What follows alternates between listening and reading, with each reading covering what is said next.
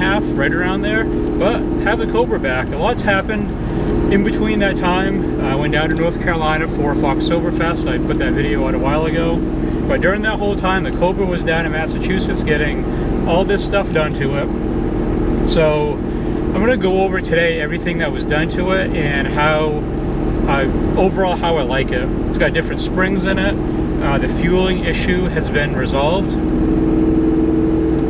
And overall, just how the experience was taking it down there and the work that was done to the car and all that stuff. So one real noticeable thing with it that's different is I have a set of H&R race springs in it now compared to the H&R Sport springs that I had previously. And they ride fine. I will say they ride a tad bit stiffer than the Sport springs do. And that's okay, that's something I'm willing to live with. It's not like it rides rough or bad or anything. It's just a little bit more stiffer. But I do have added ground clearance, which is what I really wanted, because I got really tired of scraping my exhaust on low areas in the road and stuff like that. So that's a non-issue as far as it riding just a little bit stiffer, but it still, you know, rides fairly well for, you know, what the car is anyway. There was also a lot of suspension stuff in the back that was done. It's got all new ball joints in the back.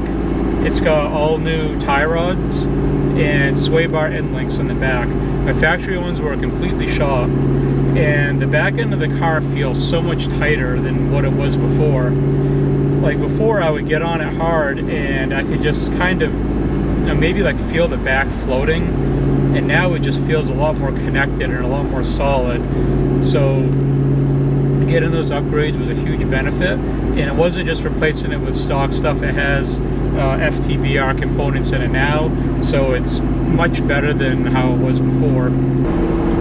And the big thing that was done, which was the main reason for why I brought it down there, was the fuel pumps, because what I originally thought was that the pumps were stock, when I was told that they were replaced with aftermarket ones.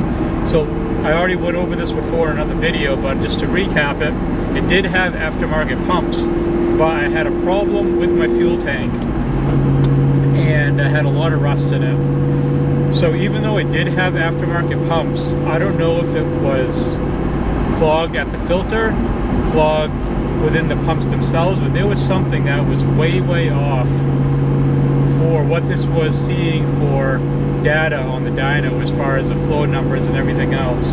So that's why originally it was assumed that they hadn't been replaced and that they were stock. But when you're restricted by a bunch of rust that's probably in the pumps themselves or in the filter, that can cause issues. Now I will say that it doesn't feel like it has more power because of the pumps. I thought that maybe on the dyno it may pull more power because it wasn't getting a sufficient amount of fuel. But down low, man, it feels so much stronger, because when I hit the throttle now, it's so instantaneous that it just the power never kicked in as quick and as hard as it did now. There's always like a lag or a little bit of a delay, because I think there was just so much crap that was either in the tank or the pumps or the filter that when I got on the car, it just did not, it felt like it had power. I mean, it pulled 658 on the dyno, so it makes power, but it just didn't feel like it that much. But I didn't know that until now. Driving it now with the proper fuel pumps in there, totally different with how the car responds to throttle inputs, and it really changed the characteristics of the car a lot.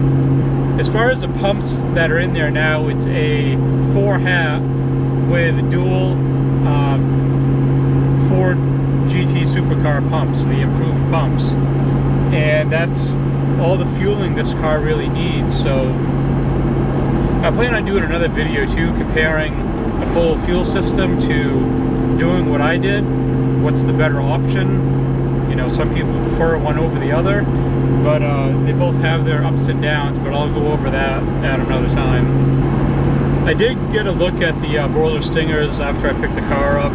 got it home, looked over the dented part that was causing issues as far as them getting everything to seal properly and get it on the car. It doesn't look terrible. It looks better than what I thought it would as far as the repair they were able to do. I just don't think that where I brought the car down to get it worked on, I don't think he was confident that it would seal properly, and that's perfectly fine. That is your business and your shop.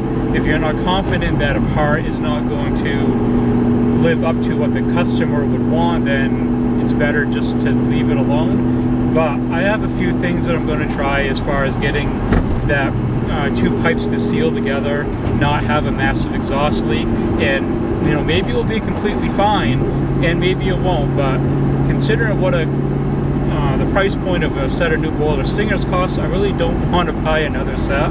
So I'm going to do what I can to get this system to work that I have, but I think it's going to be fine in the end. Typically I have the Cobra up for the winter this time of year. My red one that I had before, my torch red one, usually like very early November, late October is about the time frame I usually put it up. We've been having really good weather, so I'm going to keep driving it while I can until I really can. And it's in the 50s today, which is nice, and no reason why I can't take it out and drive it. It's having some traction problems because two things: it's just got so much better throttle response compared to what it did before with a proper non-clogged fuel system that I had before, either being the filter or the pumps. And also the roads are cold, so even with drag radials they're not going to grab the best, but man, this thing likes to skate quite a bit. I've gotten onto the car a few times since I've gotten it back, and it's definitely pushing itself around on the road in first and second gear. The brake upgrade process, I have the calipers for it now. I still need to buy the rotors and a few other small things for it. But other than that, I should be all set to install all of that. But I do have to get the calipers powder coated first before I get it put on. So that's something that I'll do in a little while. I'm not sure if I'll be able to get it done before it starts getting really, really cold up here. And if I don't, then I'll just do it in the springtime. But we'll have a nice new brake upgrade for next year. So I'm looking forward to that because the brakes aren't terrible, but they're definitely a little on the suspect side. So that will pretty much wrap up this video. Just kind of wanted to do a recap after getting the Cobra back on how everything went with the car. And as far as taking it down to Cobra Dan, his work ethic and honesty and dealing with him on a business level, I have zero complaints. He was an absolute pleasure to deal with. And anything that I want to bring the car down for again, I will be happy to have him do it. He was really good to work with, really good communication, and I got the car back. I would have had it back sooner. It didn't take him this whole time to do the stuff that I mentioned. We both got pretty sick. He got sick first, and then right after he started to get better, I got really sick. I'm right at the very end of having COVID for my third time now. So that delayed everything as far as being able to go down to Massachusetts and pick the car up. But I have it back now. It's still fairly nice out for weather, so I'm still going to drive it while I can. So that's it. If you guys have any questions about what was done, I'll be more than happy to answer it. I do have a set of H&R Sports Springs now. If anyone's interested in buying those, I'll be throwing those up either on SVTP, or you can contact me through Instagram. My Instagram link is down below if you're interested in buying that. Overall, I'm just really glad to have the Cobra back. And if you did make it this far in the video, make sure to leave it a like. But above all else, thanks for watching.